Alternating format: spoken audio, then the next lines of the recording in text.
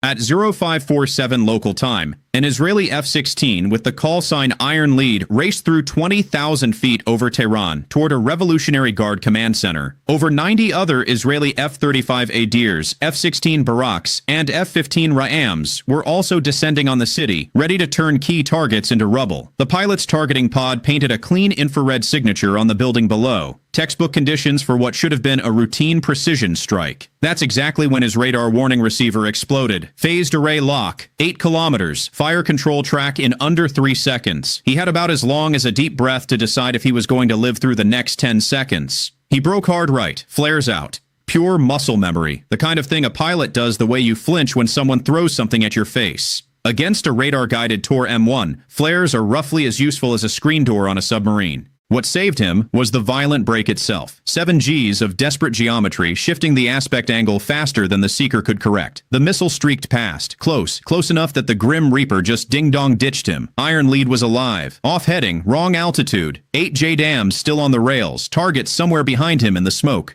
Alive was enough for now, but here's what made this particular Tor especially dangerous. It had already been destroyed. Satellite imagery confirmed it 2 days earlier and crossed it off the target list. Nobody was looking twice. What the satellites couldn't see was a different crew driving to the wreckage, parking in the crater of the confirmed destroyed site, and waiting. The Iranians had figured out something the coalition hadn't anticipated. They were reading battle damage assessments like restaurant reviews. 1 star, wouldn't get bombed again. It was brilliant. It also worked for exactly 90 seconds. An Adir over the Narmak district caught the Tor a mission on its ASQ-239 electronic warfare suite, the system that passively listens for enemy radar signals the way a bat listens for echoes in the dark, and put the battery out of business in 90 seconds flat. But the Tor crew had used those 90 seconds for something far more valuable than shooting. They radioed bearing, altitude, heading, and the approach vector of the entire Barak formation. The data was broadcast on an IRGC frequency running through the civilian cellular network. A network the coalition hadn't jammed because destroying the phone system in a country you're trying to influence is not exactly a hearts and minds strategy. The Tor crew was gone. Their data was already across the city. 12 kilometers west, an Adir over the Sattar Khan district rolled in on the IRGC Cooperative Foundation, the financial headquarters that bankrolls Iran's proxy projects across the Middle East. The building sat wedged between 2 others like goalposts.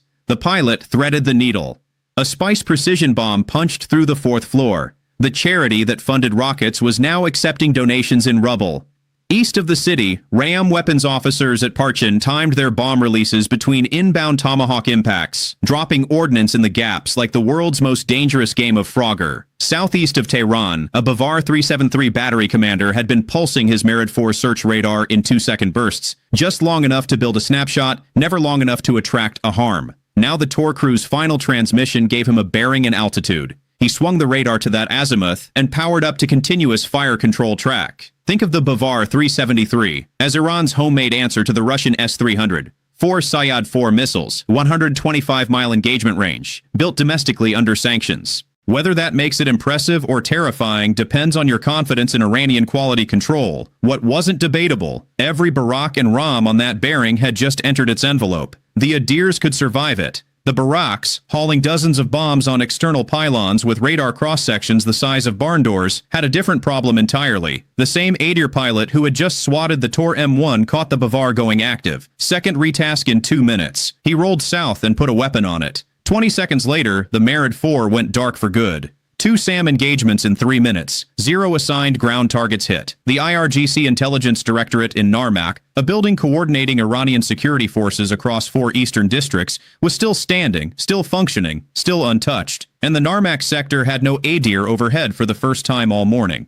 Below the SAM fight, the Baraks descended into 4 days of fire and smoke that made the city look like the mouth of hell itself. Granite Flight, the second 4-ship of Baraks, passed through 18,000 feet and watched the flyer image turn to mud. 15,000, 12,000. Half of Granite Lead's weapons were Spice precision bombs. Spice scene matching works like facial recognition for buildings. A preloaded image compared to what the Seeker sees, accurate to less than 3 meters. Through 4 days of accumulated haze, the Seeker saw the inside of a dirty aquarium. Scene match failed. GPS backup gave a 10-meter circular error probable. At this altitude, that wasn't good enough. The Basij don't operate from isolated military compounds. Their command centers share walls with apartment buildings. Literally share them. Load-bearing concrete. Families on the other side. Submeter puts the bomb through the correct window. 10 meters puts it somewhere in the neighborhood and crosses its fingers. They couldn't do that. The only sensors that could still see the ground clearly were the Hermes 900 reconnaissance drones orbiting below the smoke layer, feeding real-time infrared to every pilot in the package. Without the Hermes feed, the Baraks were dropping bombs on GPS coordinates they couldn't verify into neighborhoods where a 10-meter miss meant the wrong building. Meanwhile, 22 kilometers west, an Iranian Yak-130 armed with R-73E infrared missiles was closing in on one of those drones with a solid lock.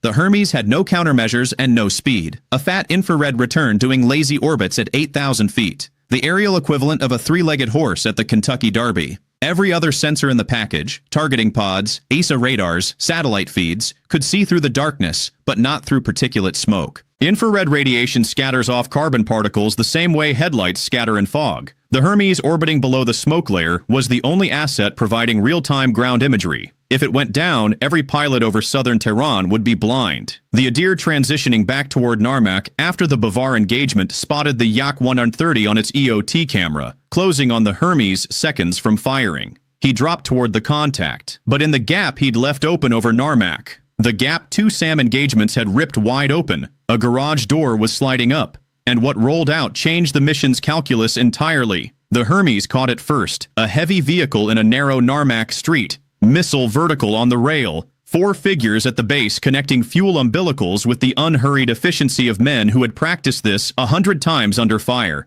Tor-M1 Iran's long-range ballistic missile with enough range to reach anywhere in Israel without breaking a sweat. The Tor is easy to fire. Roll out, erect, connect second-stage umbilicals, fire. If this crew had been prepping inside the garage, and the calm, practiced movements on the infrared feed suggested exactly that, this missile could be airborne in less than 30 minutes, aimed at Tel Aviv, Haifa, or Ben Gurion Airport, where the pilots' families were huddled in shelters listening to sirens. None of that was supposed to happen. The CAOC, the Combined Air Operations Center directing every aircraft in the strike package from a bunker hundreds of miles away, retasked Granite lead immediately, nearest Barak, nearest weapon. The Basij command center he was supposed to hit 6 kilometers north would have to wait or belong to someone else. Right now, a ballistic missile pointed at Israel took priority over everything. Single-seat cockpit, no weapons officer. Right hand on the stick, left hand punching GPS coordinates into a GBU-31 that 10 minutes ago was programmed for a Basij command center, reprogramming a JDAM in a cockpit built for one person's attention while descending through residual smoke, managing the radar warning receiver, and listening to a tactical frequency where 90 jets were all talking at once is about as hard as it sounds. Imagine changing the destination on your GPS while merging onto a highway during a thunderstorm. Except the GPS is a 2,000-pound bomb, and the highway is contested airspace over an entire city that wants to put your face on a t-shirt.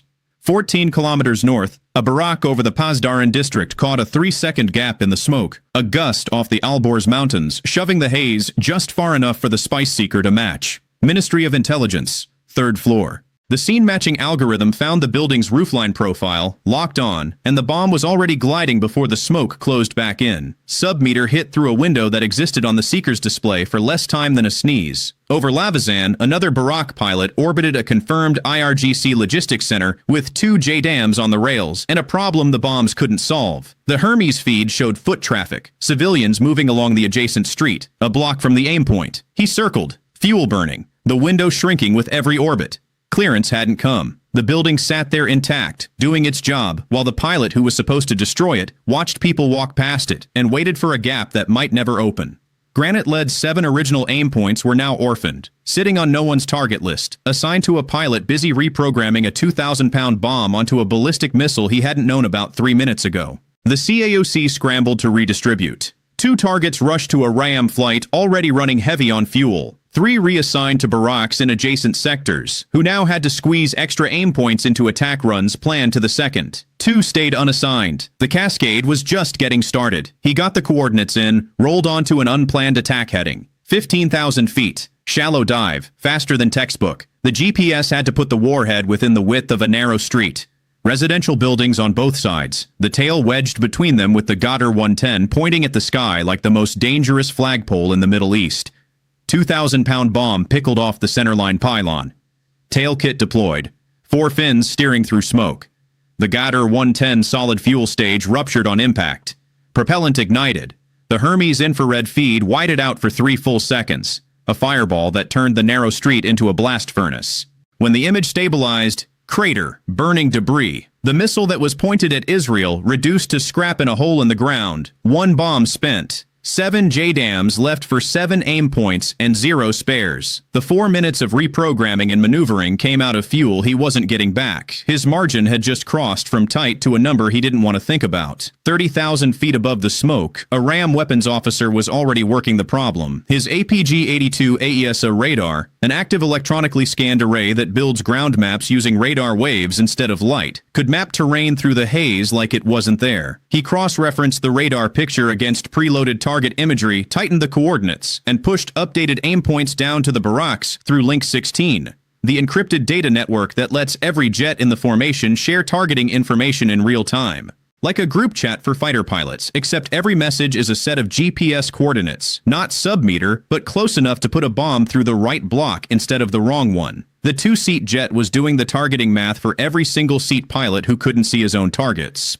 Over the Lavazan Mountains, the Adir that had bounced between SAM engagements and ground targets all morning put a Python 5, Israel's most advanced infrared-guided air-to-air missile, into the Yak-130 between the engines. The Hermes continued its orbit, completely unaware of what had just happened behind it. The Adir pilot, who started the morning with a strike list and a full weapons bay, had now blown up 2 SAM systems and an Iranian aircraft in the span of 6 minutes. Assigned ground targets destroyed. 0. At this rate, he was going to come home with more hits than a pest exterminator and less mission completion than a husband sent to the grocery store with a list. Every retask had been the right call. The Tor would have drowned the barracks. The Bavar would have engaged the formation. The Yak would have blinded the entire wave. None of that changed the math on his fuel gauge or the aim point still glowing untouched on his display. He rolled back toward Narmak. The IRGC Intelligence Directorate was still standing, but not for long. The eyes survived. The barracks still had a feed through the smoke. But Iron Lead, rolling in on Tehranpars for his second attempt, was about to discover the most dangerous weapons in this district weren't on radar trucks or missile launchers. They were on rooftops. Iron Lead descended through the smoke toward the Basij Regional Command Center in Tehranpars, and the EOT picked up something on the adjacent rooftop that made the next 3 seconds very personal. A figure, tubular shape on the shoulder, oriented at the descending Barak. Misag-3, Iran's copy of the Chinese QW-18. Infrared guided, shoulder fired, 5-kilometer range, and a 4-kilometer ceiling that put Iron Lead squarely inside its envelope. No radar emission. The first warning is the rocket motor igniting, roughly the same reaction time as discovering a wasp inside your helmet at highway speed. The Basiji carry these the way mall cops carry walkie-talkies. They never leave home without them. 3 seconds from JDAM release, and the rocket motor lit. His PID's UV sensors, a missile approach warning system that detects the ultraviolet flash of a rocket motor igniting, caught the plume at 5 o'clock low. Iron Lead broke right, dumped flares, pulled hard enough to blur the edges of his vision. Release window gone. The Misag-3's imaging seeker wasn't a dumb heat chaser from the MTV era. Modern IR seekers build thermal pictures the way your phone camera recognizes faces. They lock onto the shape of the aircraft itself. The missile climbed nearly vertical off the rooftop, pitched over toward Iron Lead's heat signature, and closed the gap at twice the speed of sound. But the brake shifted the aspect angle faster than the processor could track. The missile detonated on a flare 50 meters behind the aircraft, close enough to feel through the fuselage like a boot kicking the tail. Iron Lead had burned 6 minutes on 2 aborted runs. At this fuel state, he had time for exactly 1 more attempt before bingo. The fuel level where the mission ends, whether the target is destroyed or not. Third pass, same rooftops, same city, different geometry. Iron Lead knew the launch point now. The EOS had tagged the bright infrared smear on the rooftop, where the Misag-2's motor had ignited. He offset the approach 30 degrees east, but a 4-story building stood between his flight path and the marked rooftop. Steep dive. Fast. He pushed the nose down at an angle that would have concerned his flight surgeon and held it there. The math said 4 seconds. Minimum exposure time in the Misag-3's engagement envelope from the moment the rooftop came into the launcher's field of view to the moment the bombs left the rails. 4 seconds for the man with the tube to acquire, track, and fire against a jet descending at that angle through smoke with a building blocking the initial view. Not enough. 2 GBU-31s off the pylons in a 3-second sequence.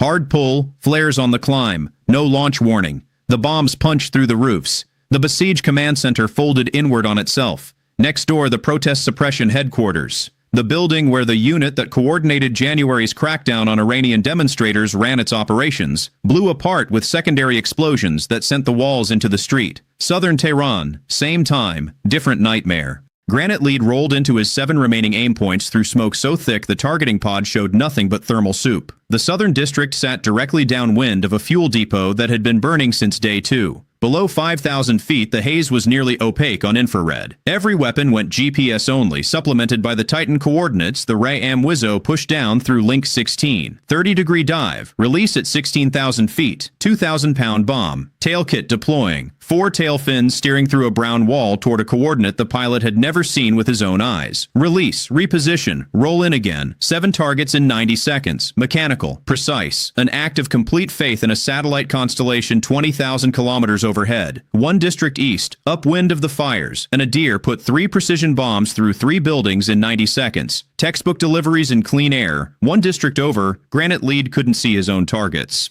On the 4th delivery, a second MISOG-2 launched from below the smoke. Someone had spotted the bomb flash through a gap in the haze, or heard the airframe, or just pointed a tube at the sky and squeezed. PID screamed. Granite lead broke, dumped flares. The missile climbed through the smoke and lost its mind. Finding a jet engine against the thermal background of a burning city is like trying to hear a whisper in a nightclub. The seeker gave up and self-destructed. The delivery was blown. JDAM still on the pylon. Aim point missed. He circled. Re-established. The re-attack burned fuel he wasn't getting back. Clean release on the second pass. Hold off west. Every pylon empty. Fuel gauge reading 4,200 pounds. Enough for roughly 11 minutes over target before the math turned from uncomfortable to deciding where to ditch over Iraq.